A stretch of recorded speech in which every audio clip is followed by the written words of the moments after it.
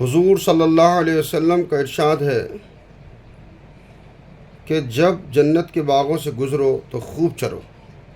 کسی نے عرض کیا کہ یا رسول اللہ جنت کے باغ کیا ہیں؟ ارشاد فرمایا ذکر کے حلقے۔ حضور اقدس صلی اللہ علیہ وسلم نے ارشاد فرمایا کہ جب جنت کے باغوں پر گزرو تو خوب چرو۔ کسی نے عرض کیا کہ یا رسول اللہ جنت کے باغ کیا ہیں؟ ارشاد فرمایا ذکر کے حلقے۔ مقصود یہ ہے کہ کسی خوش قسمت کی ان مجالس اور ان حلقوں تک رسائی ہو جائے تو اس کو بہت زیادہ غنیمت سمجھنا چاہیے کہ یہ دنیا ہی میں جنت کے باغ ہیں۔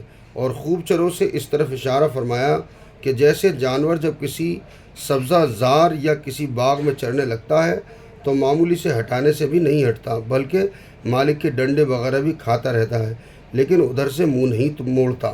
اسی طرح ذکر کرنے والے کو بھی دنیاوی تفکرات اور موانع کی وجہ سے ادھر سے منہ نہ موڑنا چاہیے۔ اور جنت کے باغ اس لیے فرمائے کہ جیسا کہ جنت میں کسی قسم کی آفت نہیں ہوتی اسی طرح یہ مجالس بھی آفات سے محفوظ رہتی ہیں۔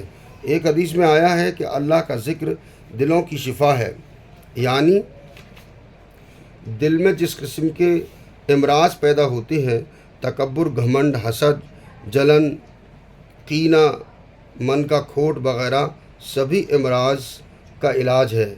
صاحب الفوائد فی الصلاۃ والعوائد میں لکھا ہے کہ آدمی ذکر پر مداومت یعنی پابندی کے ساتھ سے تمام آفتوں سے محفوظ رہتا ہے۔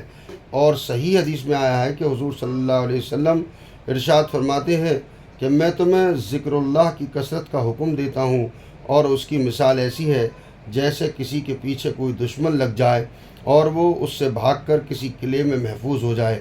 اور ذکر کرنے والا اللہ جل شانہ کا ہم نشین ہوتا ہے، اور اس سے بڑھ کر اور کیا فائدہ ہوگا کہ وہ مالک الملک، حکومت کا مالک اللہ کا ہم نشین ہو جائے یعنی ساتھی ہو جائے۔ اس کے علاوہ اس سے شرح صدر یعنی دل کا کھلنا ہو جاتا ہے، دل منور ہو جاتا ہے، دل کی سختی دور ہو جاتی ہے۔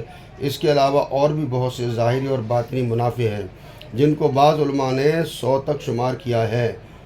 اس کی انتہا حضرت ابو امامہ رضی اللہ تعالیٰ کی خدمت میں ایک شخص حاضر ہوئے اور عرض کیا کہ میں نے خواب میں دیکھا کہ جب بھی آپ اندر آتے ہیں یا باہر جاتے ہیں یا کھڑے ہوتے ہیں یا بیٹھتے ہیں تو فرشتے آپ کے لیے دعا کرتے ہیں۔ ابو امامہ رضی اللہ عنہ نے فرمایا کہ اگر تمہارا دل چاہے تو وہ تمہارے لیے بھی وہ دعا کر سکتے ہیں۔ پھر یہ آیت پڑھی، یا ایھا الذین آمنوا اذکروا اللہ ذکرا کثیرا سے رحیمہ تک۔ گویا اس طرف اشارہ ہے کہ حق تعالی شانہ کی رحمت اور ملائکہ کی دعا تمہارے ذکر پر متفرع یعنی تمہارے ذکر کی وجہ سے ہے۔ جس کا تم ذکر کرو گے، جتنا تم ذکر کرو گے اتنا ہی ادھر سے ذکر ہوگا، یعنی ہم اللہ کا ذکر کریں گے، اللہ فرشتوں کی مجلس میں ہمارا ذکر کریں گے۔ اللہ تعالی ہمیں خوب کثرت سے ذکر کرنے کی توفیق نصیب فرمائے۔